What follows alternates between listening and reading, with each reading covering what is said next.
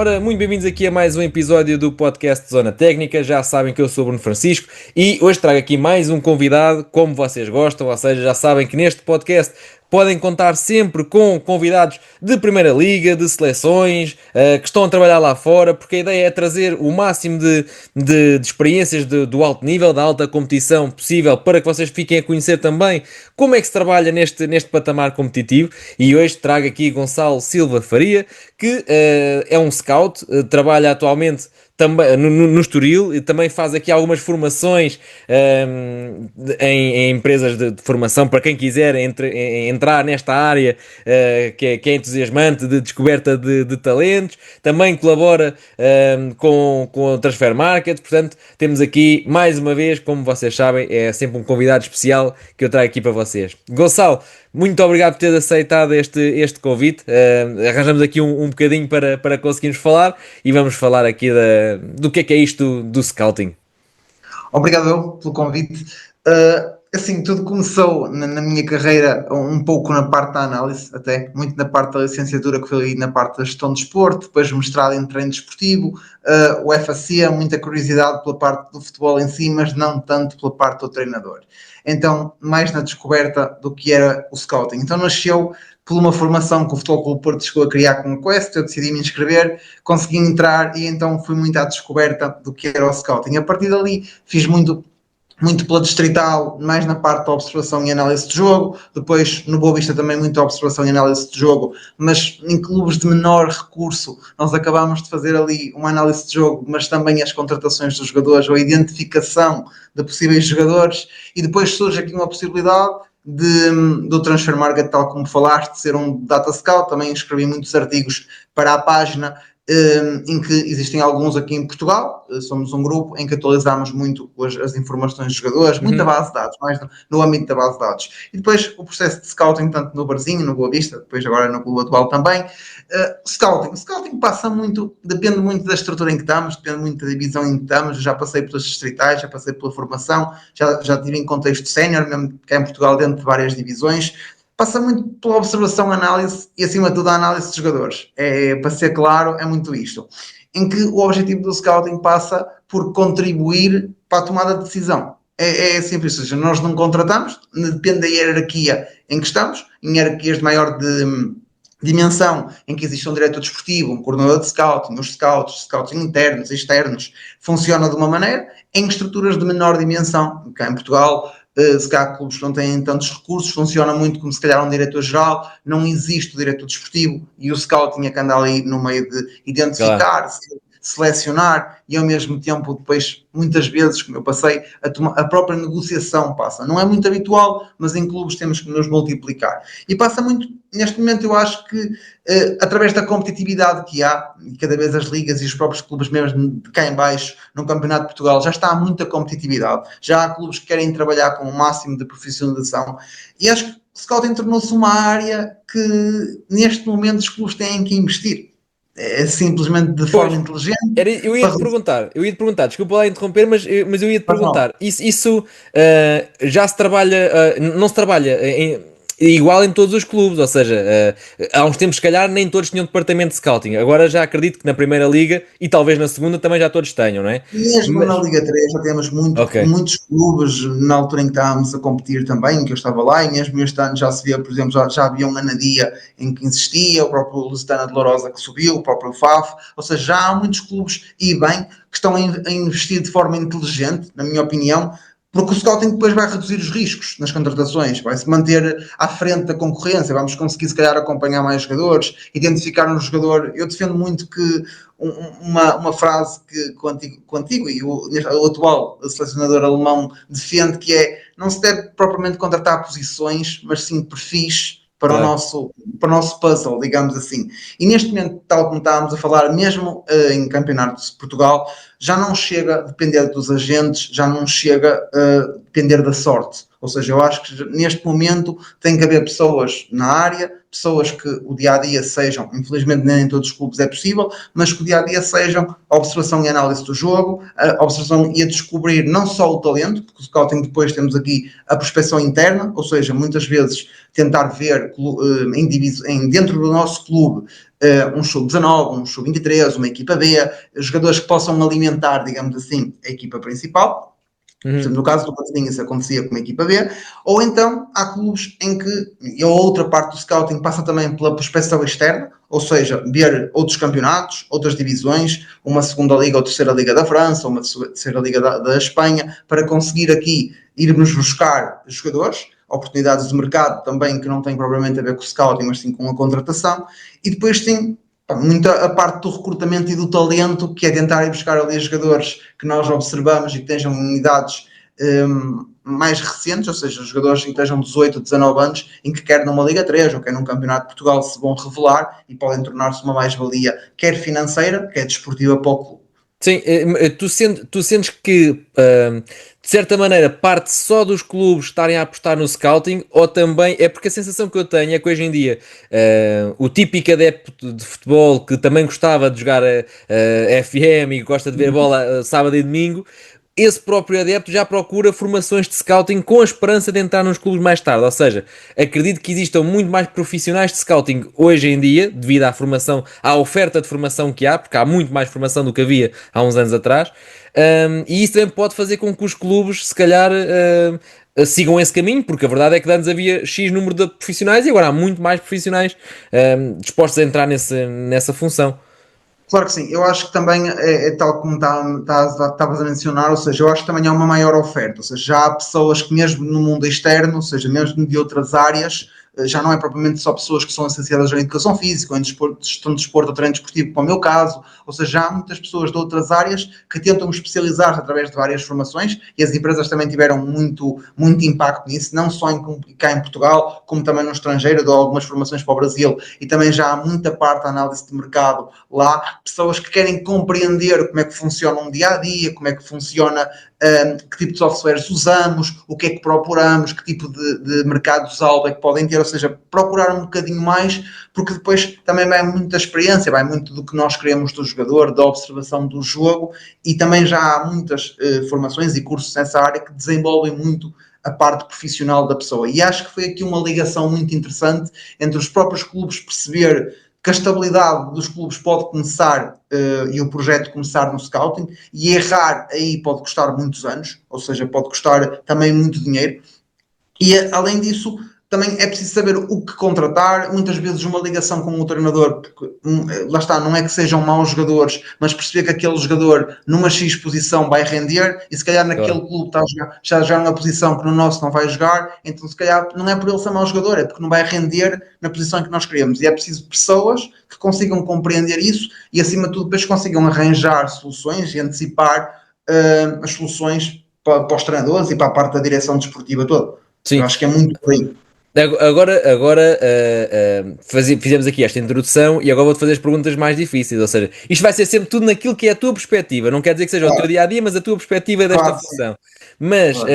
uma das perguntas que se faz muito e que é muito debatido pelas redes sociais e pelas conversas de café é quem é que escolhe o jogador? Ou seja, o clube compra de acordo com uma filosofia que está no clube ou de acordo com o treinador que está naquele momento, sob pena do treinador de hoje para amanhã sair e o que vem a seguir, o plantel, já não encaixa num projeto. Eu acho que o primeiro ponto aí, e posso ser aqui uma frase um bocado batida, mas eu acho que é verdade, que é a escolha do treinador também tem impacto. Ok? E aqui em Portugal estamos a ter algum problema que é o despedimento muito rápido do treinador Pois, e isso não leva a que o projeto, a que se torne verdadeiramente um projeto, ou seja, que tenha o início e tenha um fim. E eu acho que sim, eu acho que a ligação e das experiências que eu tive, eu acho que a ligação do treinador é muito grande, ou seja, é muito importante também. Não é só o clube contratar por contratar, eu acho que tem que haver aqui uma mescla e uma ligação entre clube, direção desportiva, scouting e treinador, ou seja, acho que deve haver um perfil de jogador do clube e esse perfil de jogador do clube, ou seja, algumas características podem estar ali que o clube queira muito ter naquele jogador, mas ao mesmo tempo acho que também deve haver um perfil de jogador para o modelo de jogo daquele treinador. E aí haver aqui uma ligação, porque há características que podem coincidir, há outras que não, obviamente, mas o treinador é que sabe o modelo de jogo, a função, digamos assim, que aquele jogador vai ter em campo. E dentro dessa função, nós conseguimos encontrar esse jogador e ao mesmo tempo tentar aliar às características do clube. Eu acho que só assim é que é o puzzle perfeito para conseguir chegarmos a um projeto em condições. Por isso, eu acho que todos temos que ter impacto na contratação. Eu acho que o treinador não deve ser posto de lado, não defende esse tipo Uhum. de, de projetos, digamos assim. Acho que devemos estar todos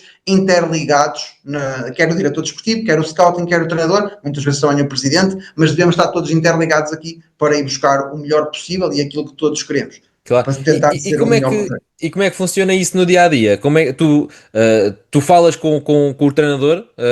O quê? Uma vez por semana? Todos os dias? Uma vez por mês? Depende muito do contexto lá está em que estamos e da hierarquia que tem o clube. Ou seja, quando há um diretor desportivo, o scouting não tem essa relação porque há um diretor desportivo no meio. Ok, Mas, por exemplo, no caso da Liga 3, quando estive, havia um diretor-geral que funcionava muito como diretor-geral diretor desportivo e depois estava o scouting e eu sim, estava os dias todos a assistir aos treinos, estava nas reuniões com os treinadores, ou seja, estava muito presente. Depende sempre dos contextos em que eu estive, obviamente, da hierarquia que tem e do quanto distante estamos do sítio onde trabalhamos e tudo mais, porque muitas vezes, mesmo lá fora e mesmo cá em Portugal, já há clubes em que estão no Sul e têm scouts a Norte, que é o meu caso, clubes que estão a Norte têm scouts no Sul, e aí não dá. Quando estamos em clubes de menor dimensão, que era o meu caso aqui, por exemplo, no Barcinho, nós tínhamos ligação com o treinador diária e estávamos em todas as reuniões, claro que sim. sim, ok. É uma ligação, é uma coisa que tem que existir também para eu perceber, enquanto scout, muitas vezes antecipar cenários, desculpa interromper-te, no Força, força. sentido de, por exemplo, eu estou em dezembro, eu estou em outubro, o mercado vai abrir em janeiro, eu consigo assistir a treinos, consigo estar em contacto constante com o treinador e perceber que tipo de Claro, soluções é que vamos precisar para aquele mercado. Okay? Quando não há um diretor desportivo ou alguém aqui no meio, a estrutura é pequena. Quando a estrutura é grande, depois a ligação torna-se mais fácil. Torna-se mais. uhum, A mensagem passa, há uma pessoa que está ali no dia a dia, depois passa para os restantes scouts, e quando se está em clubes profissionais de menor dimensão, é assim que funciona. Há sempre uma pessoa presente, que é o diretor desportivo, e depois passa no ciclo da estrutura a restante claro. informação. E eu ia-te perguntar, que é, ou seja, o clube, neste momento estás no Estoril, pronto, mas estás a morar no Porto, na mesma, Sim, no sim, Norte, sim, pronto. sim, sim, sim. Um, como essa ligação, hoje em dia também é tudo remoto, não é por aí, mas também viajas ou ficas, ou, por exemplo, há scouts que estão responsáveis só por uma região de Portugal, há outros que estão responsáveis por internacional. Sim, Como é sim. que. Estamos a trabalhar. Eu, neste momento, estou a fazer a Zona Norte. Ok, Temos determinados um conjunto de competições para nós. No meu caso, eu estou com a Zona Norte, faço de sub-19 para cima, mas temos scouts sim nos diversos departamentos. Por exemplo, quando estava no Barzinho também estava, eu estava cá, mas tinha scouts no Sul. Tinha duas pessoas no Sul em que me cobriam, por exemplo, como eu estava na Liga 3, interessava muito o Campeonato de Portugal. Então cobriam o Campeonato de Portugal na zona, por exemplo, C e D, eram duas pessoas que moravam ali, perto de dois estádios, conseguiam sempre, todas as semanas, acompanhar todas as equipas, e iam-me auxiliando, e depois todas as semanas, como agora estamos sempre em contacto, da uhum, maneira que está a tecnologia hoje em dia, o Zoom, o WhatsApp, estamos sempre em contacto, e depois assim, que as plataformas que temos, qualquer scout, e no meu entender cada vez mais o futebol vai evoluir assim, o scouting tem que estar no terreno e pode trabalhar em qualquer lado do mundo, porque as plataformas são online, então não precisamos estar propriamente naquela sede, até as próprias reuniões podem ser via online. pois, claro, Como sim, trabalhar sim, com os hoje da em dia. Europa, têm centenas de scouts espalhados pela Europa, tenho colegas aqui em Portugal que trabalham para o Ajax, para o Schalke, e eles estão cá e raramente vão lá, porque a Claro, tecnologia dá claro, para. claro. Sim, sim. Então, ou seja, tu já disseste, ou seja, num clube profissionalizado, assim de alta competição, por exemplo, um clube Primeira Liga, a ter aqui um diretor desportivo a fazer aqui a ponte entre a equipa técnica e o departamento de scouts. Mas, por exemplo, chega aqui a um momento em que começa a haver sei lá, uma equipa sub-23 ou sub-19 que tem aqui um jogador para entrar. O departamento de scouting tem palavra nisto, ou seja, de dizer assim, há uma necessidade, o treinador precisa de um jogador para lateral direito, por exemplo.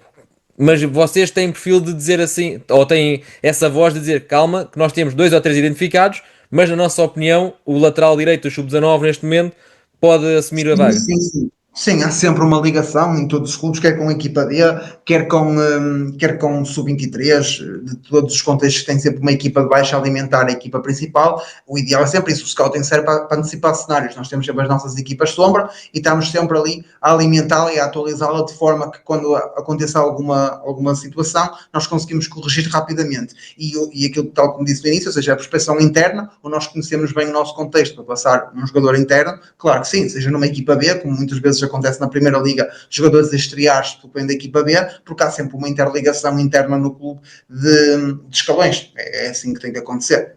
Sim, e agora falaste aí num conceito que eu conheço, mas que acredito que muita gente não conheça, que é a questão da equipa sombra. Como é que se monta uma equipa sombra? Que, pronto, para quem não sabe, basicamente é uma equipa, entre aspas, com soluções para que, caso algum jogador do plantel saia, haja ali já alvos identificados, certo? Certo, as equipas sombra funcionam muito, também são sempre muito filtradas, ou seja, nós podemos fazer várias equipas sombras consoante o perfil, o orçamento, a divisão. Por exemplo, eu quando estava no Barzinho, a ligação era Liga 3, interessava-me equipas sombra de segunda liga, por exemplo, aqueles jogadores estavam em final de contrato, ou em jogadores que já tinham alguma idade e que não iriam conseguir manter o ritmo na Liga 2, então iriam partir para a Liga 3. E, por exemplo, depois dependendo do orçamento, clubes no Campeonato de Portugal em que os jogadores fossem destaque. E depois, dentro desse destaque, conseguir filtrar pelo perfil e pela parte salarial. E depois, 3 soluções por posição dentro do nosso sistema e depois, cada vez mais vai-se filtrando pelas características que o treinador quer, e essas soluções são sempre apresentadas e é todo o ano atualizada para conseguirmos chegar aqui ao final do mercado e termos ali sempre ou Claro. várias equipas ou então uma equipa de alguns campeonatos. E consegues dizer se, por exemplo, a equipa sombra que vocês têm ao dia de hoje, faz conta que hoje é 1 de setembro, pronto, e a equipa sombra que arranca a temporada é muito diferente daquela que fecha a temporada? Como estavas a dizer que tem muitas atualizações, ou a coisa Sim, mais ou menos se mantém porque vocês sabem bem que são não, aqueles não. que. É assim, depende muito do que estamos a procurar e também depende daquilo das soluções que vamos necessitar. Mas depois há muitas quebras de rendimento, há muitas alterações, há contextos diferentes. Então, sim, é assim. Depois os jogadores passam muitas vezes por prioridade, ou seja, a primeira prioridade pode passar para a terceira porque apareceu outros, a terceira pode passar para a primeira porque não conseguimos contratar a primeira e vai funcionar muito assim. Agora, isto também depende muito da fase do scouting em que estamos, porque, por exemplo, quando começa a época, por exemplo, em agosto, de 1 de agosto, basicamente até isto depende muito do diretor desportivo, ok? Mas por regra, aqueles que eu trabalhei trabalham muito assim e trabalhavam muito assim, que é mais ou menos até setembro, outubro, novembro, basicamente, nós vemos muito a caracterização, o scouting em bruto, ou seja, ver jogos, ao ponto de caracterizar todos os plantéis que nos calhou, ou seja, que é a competição que estamos, ou com as equipas que estamos, e caracterizar todos os jogadores, seja por idade, por características. E depois daí para a frente é o acompanhamento mais seletivo, de percebermos qual é o perfil que cada jogador tem, o que é que poderá ser interessante para nós ou não, vamos eliminando alguns, e depois de janeiro para a frente vamos acompanhando, se calhar, de forma mais individual e de forma mais em loco, os jogadores, ao ponto de conseguir ter os relatórios mais sustentados, porque não quer dizer que percamos o interesse nos outros não, mas aqueles que calhar são o perfil prioritário e os nossos alvos. Ok, então esse é o modo de filtragem, ou seja, no arranque vêm jogos para caracterizar, e aí estão a ver tudo, e Tudo. depois fazem um funil de, ok, este não Exatamente. interessa, este Depois interessa. vai eliminando. Ok, Exatamente. ok. Várias Ok. competições de tudo o que seja, vai eliminando. E depois podem-se montar várias equipas sombra de maneiras diferentes. Podemos sempre fazer uma equipa sombra, por exemplo, na Liga 3, os top, os jogadores top, porque podem passar. Depois fazes uma, depois também vai depender do orçamento do clube, o que é que o treinador prefere ou não prefere, vai depender sempre de muita coisa. Mas quanto mais tiveres e mais preparadas estiverem, melhor é. Sim. Melhor é o caso. No teu entender, quando estás à procura de talento, no fundo, né? Sim. Quando estás à procura, o que é que. Claro que há coisas que vão ter que encaixar nas ideias da equipa, pronto. Mas no teu entender, o que é indispensável um jogador ter? O que é que tu procuras para dizer há talento aqui?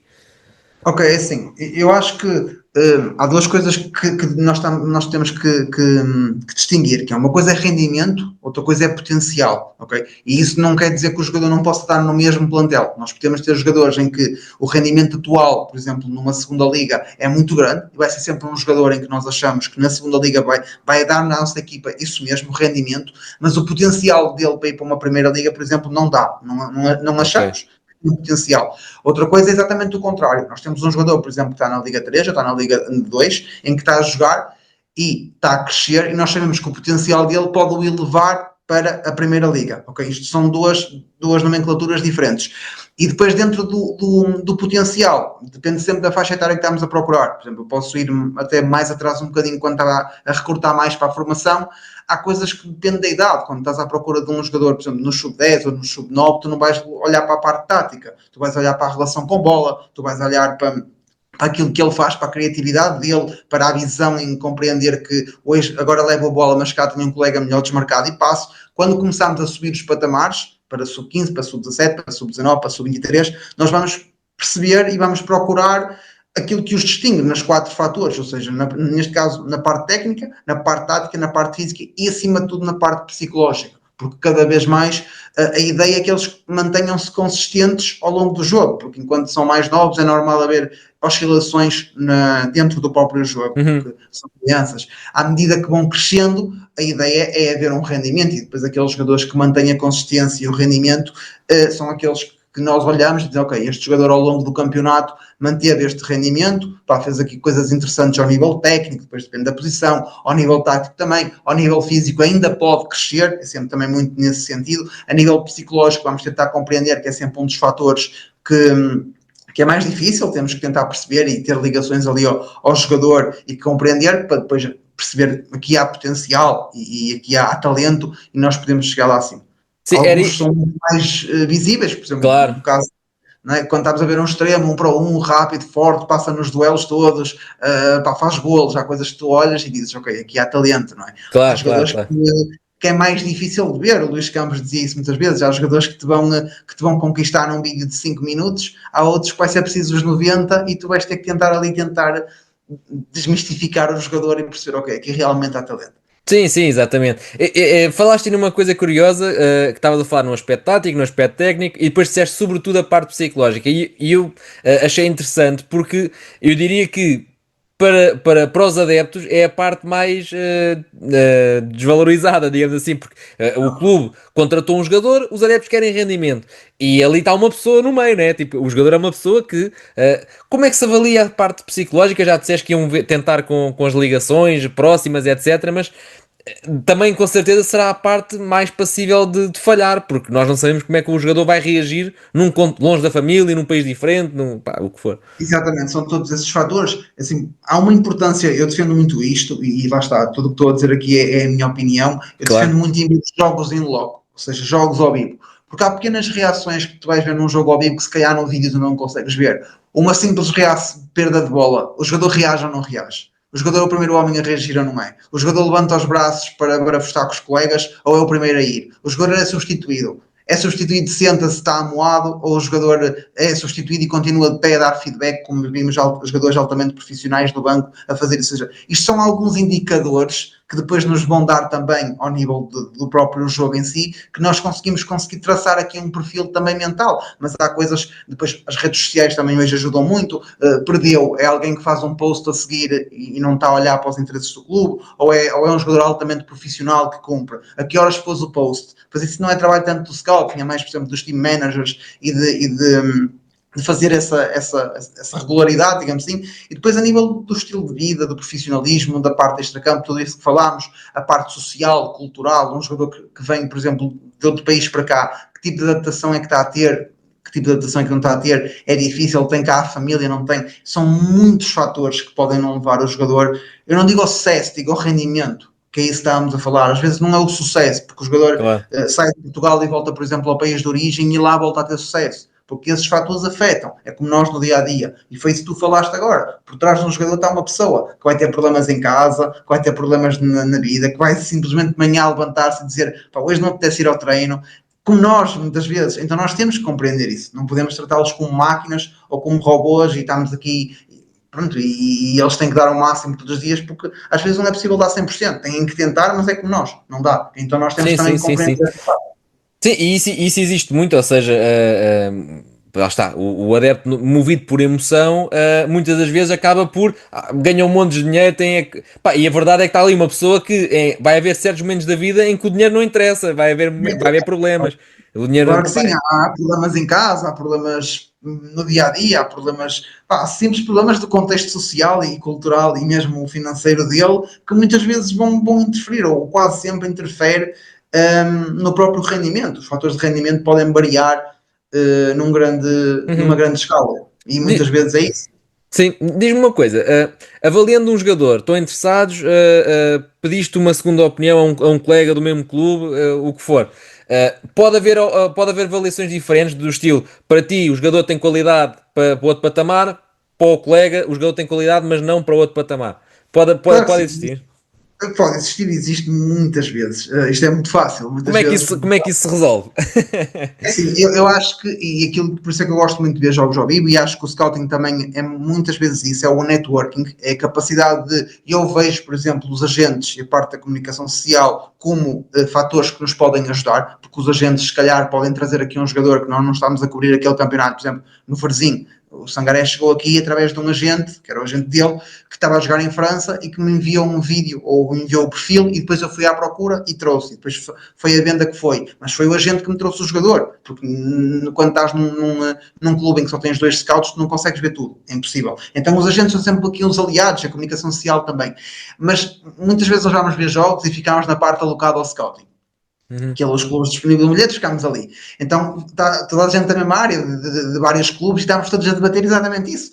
Há jogadores em campo que não há concordância, que eu acho que pode chegar à Primeira Liga, o colega de lá do outro clube acha que não chega, e depois o engraçado do futebol é mesmo isso, é as perspectivas diferentes, porque todos nós temos experiências diferentes na vida, e aqui eu acho que também um dos grandes segredos do scouting é nós conseguirmos conhecer a floresta, não conhecermos só a árvore. Ou seja, tu conseguiste ter parâmetros para comparar o jogador com alguém e só assim é que conheces a floresta. Ok, este jogador é bom, mas se eu comparar com aquele da mesma geração, em que o patamar é que eu ponho? Ok, então se aquele está lá, Ok.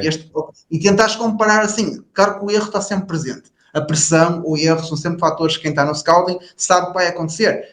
A ideia aqui é sempre errar o menos possível e reduzir as perdas ou os erros. Mas isso que tu disseste é no próprio jogo de futebol, as próprias pessoas que são profissionais de futebol e representam diversos clubes têm sempre opiniões diferentes. Mesmo dentro do próprio departamento, já tive situações em que não concordamos todos com o mesmo, porque todos nós temos diferenças e a partir dali depois temos que tomar uma decisão, neste caso o diretor desportivo e tudo mais, e quando a decisão parte daquela sala para a frente, todos estamos no mesmo caminho. Esse é que é o importante, e eu já dizia isso em todos os clubes. O importante é quando a decisão sair, não há aqui depois apontar os dedos, a decisão sai.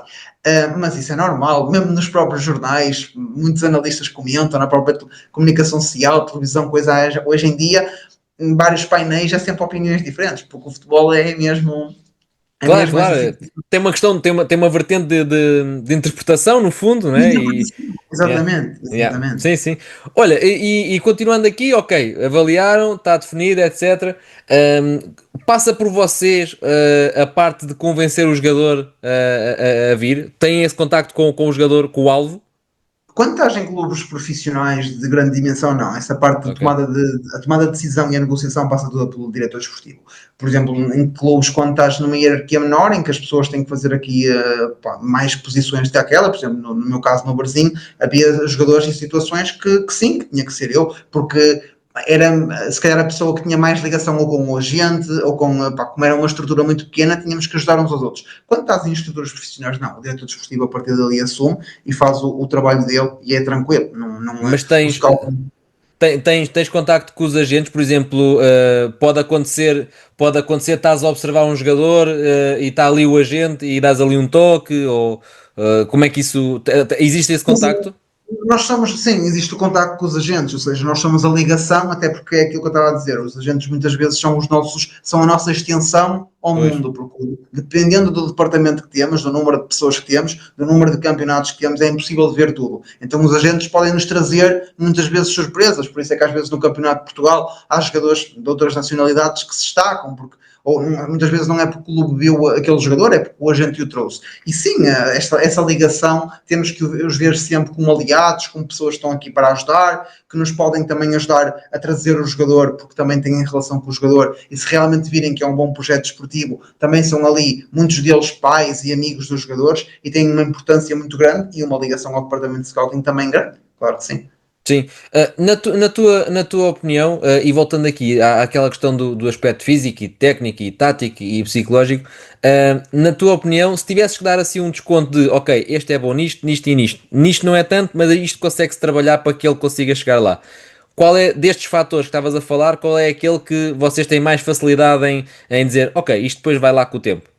Eu acho que o técnico e o tático são fatores que, assim, são tirando o mental, que mesmo com a ajuda de profissionais e muitos clubes estão a apostar e têm também que apostar, eu acho que também é o próximo fator do clube, tal como agora o scouting cresceu, a parte psicológica tem que crescer muito também e ajudar, porque a verdade é que tudo é trabalhado, também depende da idade do jogador. Mas a verdade, quando eles são jovens, tu consegues trabalhar a parte física, tu consegues trabalhar a parte técnica, com treino especializado, com treino individualizado, com horas de treino pós-treino, neste caso coletivo, treino individual, partir ali muita pedra, desculpa a expressão, a parte tática também, tu consegues andar ali com muito vídeo e tentar compreender, se calhar poderá ser uma das mais difíceis, porque os jogadores às vezes podem entender ou não entendem, e o futebol é um jogo de muita mobilidade, muito dinâmico, então pode criar aqui algumas dúvidas, mas eu acho que todos os fatores podem ser desenvolvidos. Depois há coisas que chegam ali a um certo limite e para, não é? Mas também depende sempre da idade do jogador. Nos jovens, eu acho que tudo é possível de trabalhar.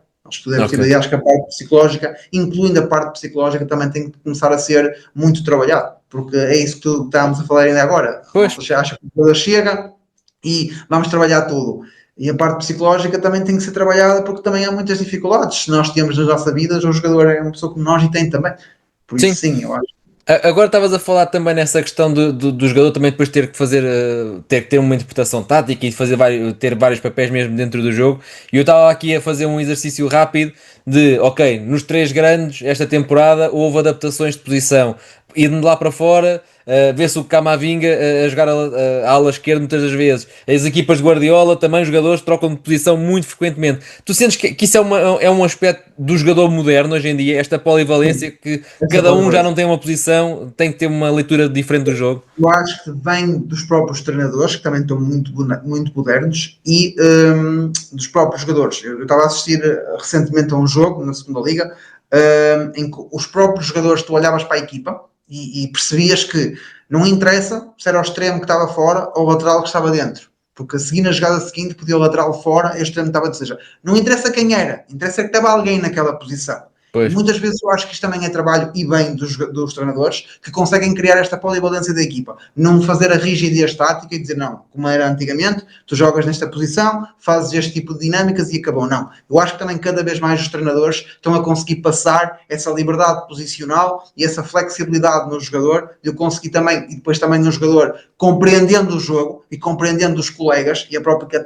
dinâmica tática dentro do jogo, consegue fazer isso que estás a dizer, ou seja, consegue muitas vezes ele é um médio, consegue jogar um ala, consegue jogar a lateral, porque compreende o jogo, compreende o que o colega está a fazer e muitas vezes em contextos momentâneos do jogo isso acontece. Eu acho que sim, acho que isso neste momento e no futebol moderno é uma mais-valia para os jogadores. É compreender as posições em caso de SOS ou em caso de situação momentânea, tem que assumir e tem que fazer aquela posição, senão torna-se um problema.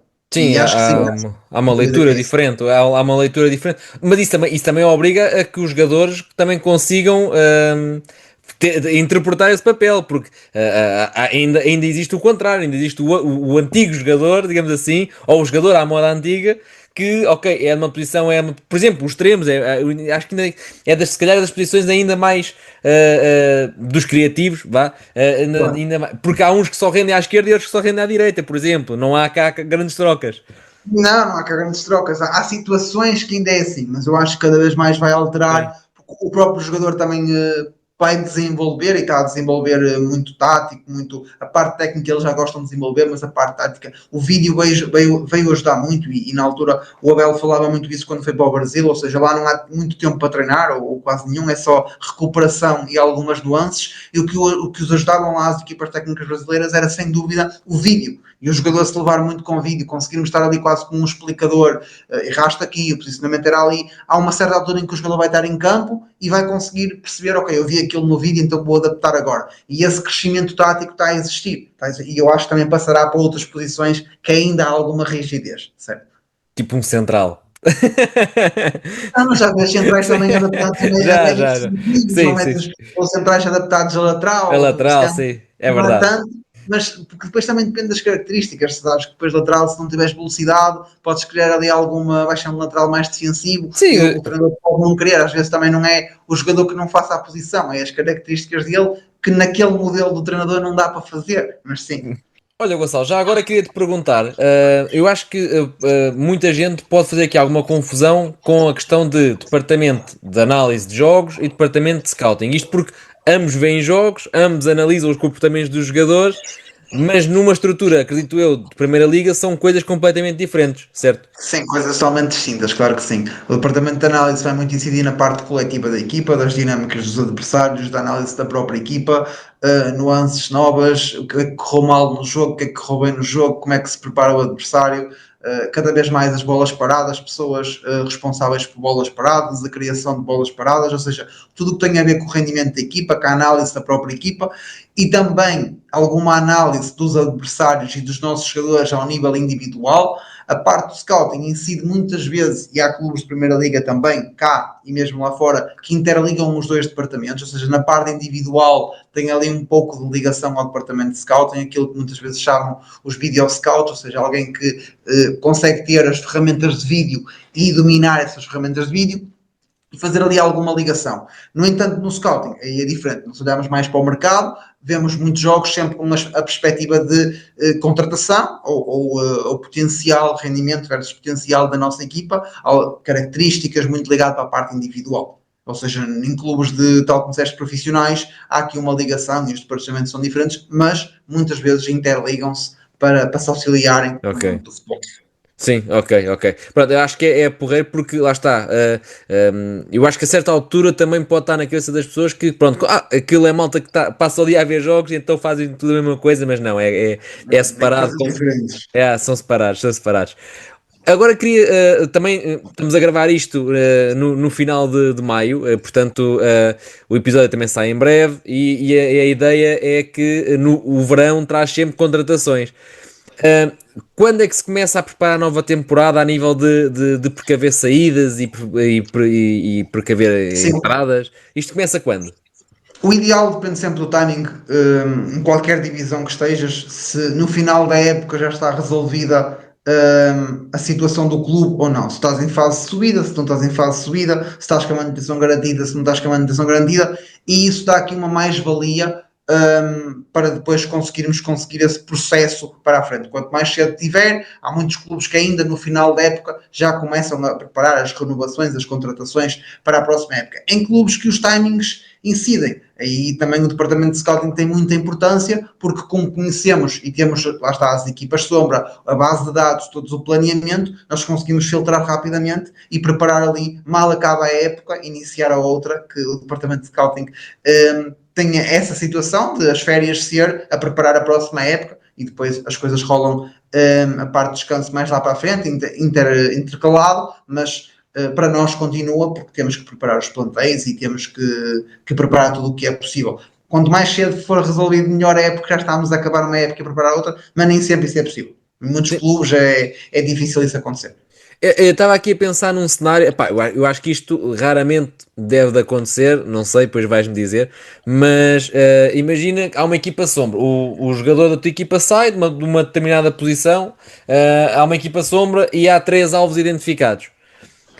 Infelizmente o clube não conseguiu nenhum dos alvos. Pá, um era caro, o outro estava prometido já para o outro, não deu. Pronto. O departamento de scouting consegue com urgência arranjar alternativas? Sim, sim, sim, sim. Há sempre soluções A, B até nunca mais acabar. Não? As soluções têm sempre que existir. Em último recurso, depois vamos à base de dados, que é uma coisa que alimenta depois as equipas sombra, mas temos ali quase todos os jogadores que são observados, filtrada por tudo e mais alguma coisa, desde idade, parecer técnico, características, e rapidamente sai ali mais jogadores numa questão de minutos. Numa questão de minutos.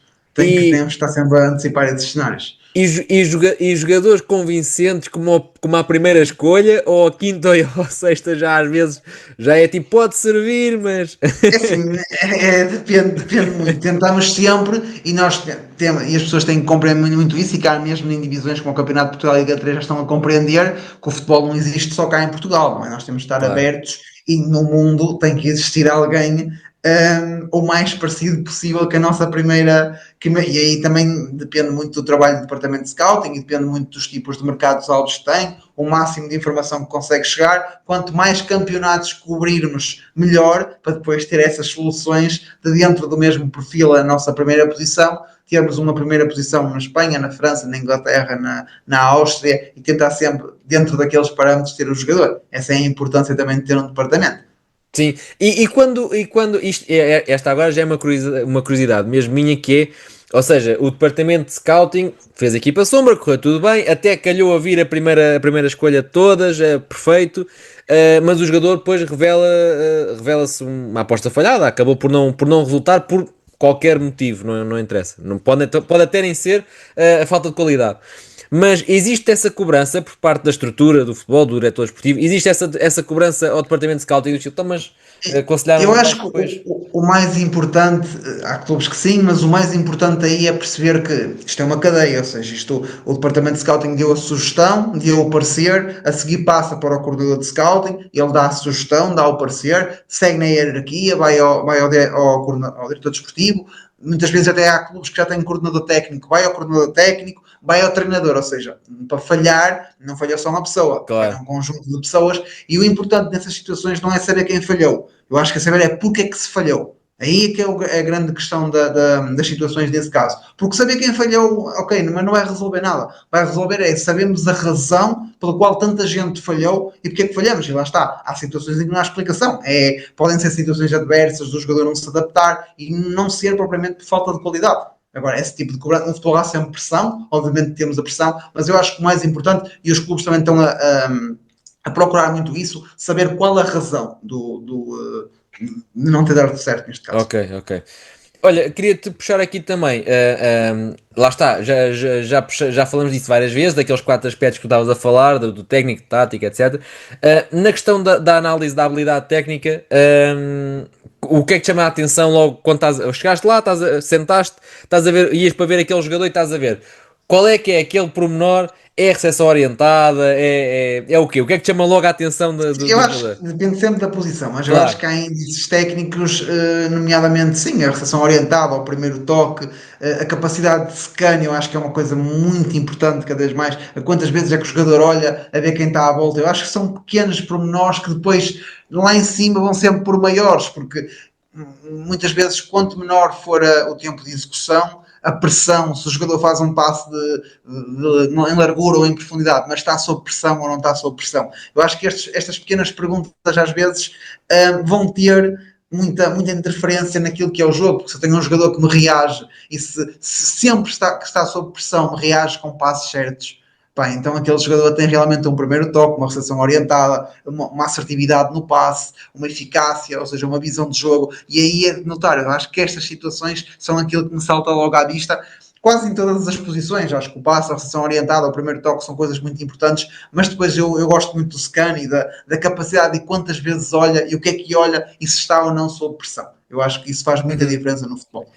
Então, nós podemos fazer aqui um jogo de extremos no sentido de posições opostas, quase.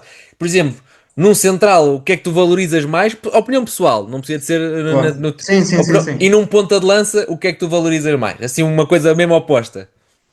Ok, assim, isso vai depender sempre do que eu Claro, estou a pedir, claro, mas, claro. O mas teu por gosto, exemplo, o no teu gosto, o central, teu gosto. eu acho que há coisas que não se trabalha, ou seja, não é não se trabalhar, ou seja, eu acho que há coisas que têm que estar lá, nomeadamente a agressividade positiva. Eu tenho que ter Ok. um central que tiver agressividade positiva, a capacidade de ir ou seja, até não pode ganhar os duelos todos, ganhar grande parte deles, mas vontade de ir ao duelo, capacidade de choque, Tem que se capacidade de impor. duelo. tem que se impor, capacidade de encostar rapidamente o seu adversário, aquela dinâmica de ter ali a marcação individual e não ter medo de sair da linha, de saltar numa pressão mais à frente, de encurtar, de ler o jogo, e depois também a parte, por exemplo, do posicionamento, eu acho que é muito importante, em qualquer posição, ou seja, ler o jogo Sim, e posicionamento, porque isto é uma questão de peças, se eu falhar no posicionamento já estou a falhar para o meu colega. No claro. ponta de lança, pá, eu acho que acima de tudo, e a primeira é fazer golos, mas também Exato. gosto muito, pá, a parte física acho uma coisa muito importante também, a capacidade de trabalhar para a equipa, eu acho que são perfis que eu gosto muito no ponta de lança. Obviamente a parte da finalização, a espontaneidade na finalização, mas Claro. aquilo que trabalha para a equipa, a inteligência do próprio ponta de lança, de não ser só aquele jogador que está na parte do último terço do campo, espera que a bola caia e depois finaliza. Não, a capacidade de trabalhar, porque muitas vezes ele pode não fazer golo, mas vai fazer uma segunda assistência, ou seja, um movimento que vai aparecer num contra-movimento e vai dar golo por causa dele. Então, esse tipo de capacidades são coisas que eu gosto muito também na linha da frente. Tá respondido. Olha, a gente também estamos a chegar, estamos a chegar ao fim, mas queria te perguntar ainda sobre o scouting, como é que, e acredito que às vezes seja mais fácil, outras vezes seja mais difícil, mas como é que tu estás a ver o jogador e dizes, ok, isto é o perfil que eu quero e tem um desempenho acima da média, vou apontar. Mas como é que tu consegues filtrar que tudo isso não é potenciado pelo contexto em que ele está naquela equipa, ou seja, aquela equipa está potencial ao máximo e quando ele sair dali o rendimento pode cair.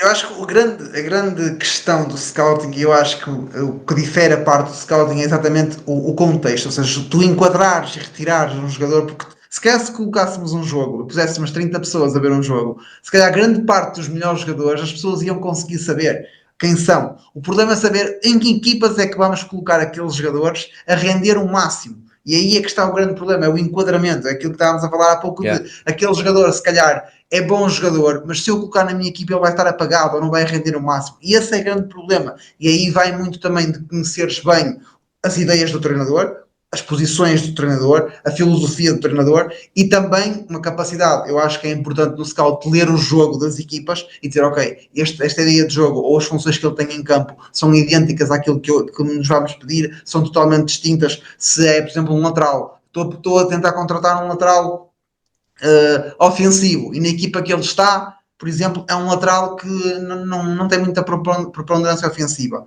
Ou seja, já está aqui uma dificuldade, não é? Eu quero alguém ofensivo, mas a equipa em que ele está não é ofensiva. Mas ele pode ser, ok? Ele claro. pode ser, ou seja, há situações do jogo quando ele vai ou quando ele tem projeção ofensiva, ele faz-lo com êxito, mas a equipa pode não ir lá muitas vezes. E aqui é a questão do scouting de, ok, a quantidade de vezes que ele vai lá, se calhar numa equipa em que joga com os laterais ofensivos, em largura máxima, com capacidade de chegar às zonas de finalização, este jogador se calhar vai-me render lá. Eu acho que este é uma das grandes peças do scouting, é o enquadramento no contexto. Quer a retirar do contexto em que ele está, quer a colocar noutro contexto.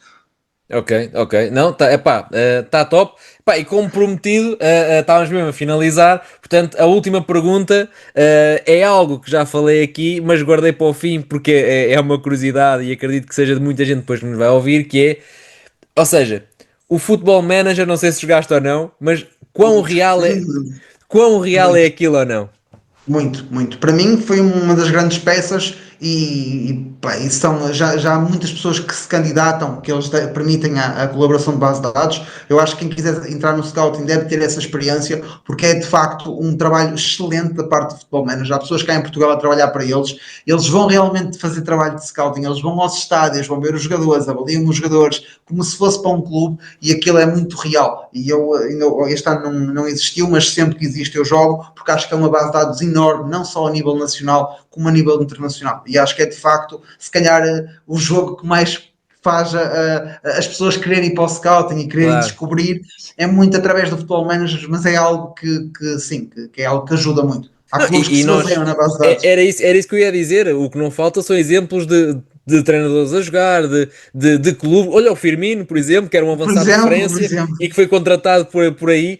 E então surgiu-me essa questão porque epá, aquilo tem que ter algum fundo de não, verdade. tem. Né? Eles trabalham, há representantes cá em Portugal, por acaso eu tive o prazer de os conhecer. Até este ano, por exemplo, entraram em contacto comigo e com algumas pessoas para criar as fichas, para criar as informações.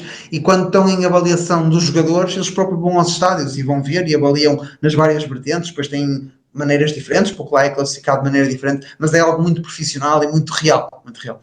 Está top. Gonçalo, olha, espero que tenhas gostado e agradeço também aqui a tua visita Claro aqui que sim, ao é. Zona Técnica. Obrigado eu, claro que sim, foi um gosto. É sempre partilhar aqui a minha experiência, e tal como falámos no início, são as minhas experiências, é aquilo que não quer dizer que esteja certo ou errado, e no futebol eu acho que é muito isso, mesmo nos treinadores, eu acho que há várias maneiras de chegar ao sucesso, ninguém chega sempre pelo mesmo caminho, e aqui também no próprio scout, na própria direção desportiva, há sempre maneiras de diretores desportivos trabalhar, do próprio scouting trabalhar, e muitas vezes todos temos sucesso, e isso é que é importante partilhar. Agradeço-te mais uma vez o convite. Não é nada. Obrigado eu, Gonçalo. Pronto, e para quem nos vai ouvir, já sabem que isto todos os meses há sempre aqui um ou dois convidados. É só seguir aqui o podcast para ter acesso a esse conteúdo. Até breve.